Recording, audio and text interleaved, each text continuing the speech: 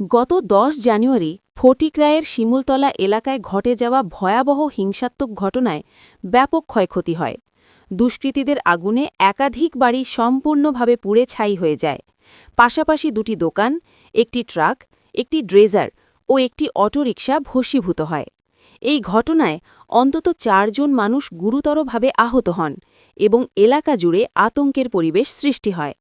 ঘটনার পর ক্ষতিগ্রস্তদের পাশে দাঁড়াতে এবং বাস্তব পরিস্থিতি খতিয়ে দেখতে ফটিকরায়ের শিমুলতলা এলাকা পরিদর্শন করেন সিপিআইএম দলের ৫ জন বিধায়কের প্রতিনিধি দল।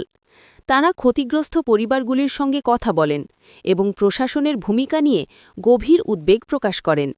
প্রতিনিধি দলের অভিযোগ, ঘটনার সঙ্গে যুক্ত প্রকৃত অভিযুক্তদের এখনও পর্যন্ত পুলিশ গ্রেফতার করেনি, বরং নিরীহ ১৩ জন মানুষের নামে মামলা রুজু করে তাদের কৈলাসশহর জেলা আদালতে পাঠানো হয়েছে।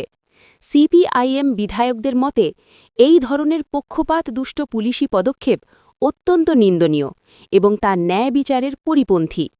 তারা অবিলম্বে প্রকৃত দোষীদের চিহ্নিত করে গ্রেফতার করার দাবি জানান এবং নির্দোষ ব্যক্তিদের বিরুদ্ধে দায়ের করা মামলা প্রত্যাহারের আহ্বান জানান।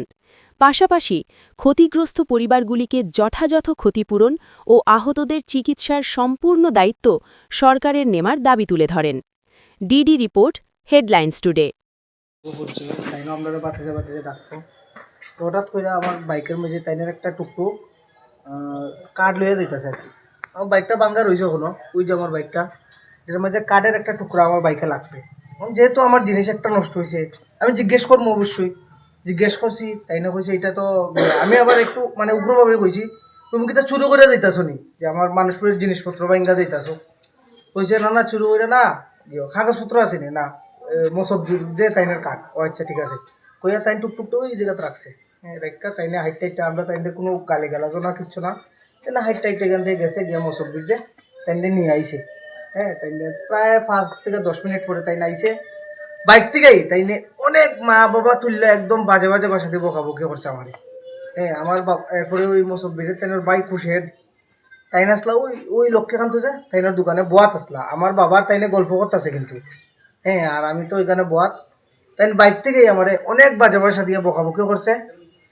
আর বাবা এখান থেকে শুন না, তাই না কইছে বহস কিতার লেগা, সুন্দর করে তো কইল বহস কিতার লেগা, কেন কিতা হয়েছে জানোস তুই? তাই না কিচ্ছু জিগাইছেও না, কিচ্ছু না, বাইকতে লাইমেই আমার এখানে ধাক্কা মারছে, মাইরে এখানে খিল মারছে।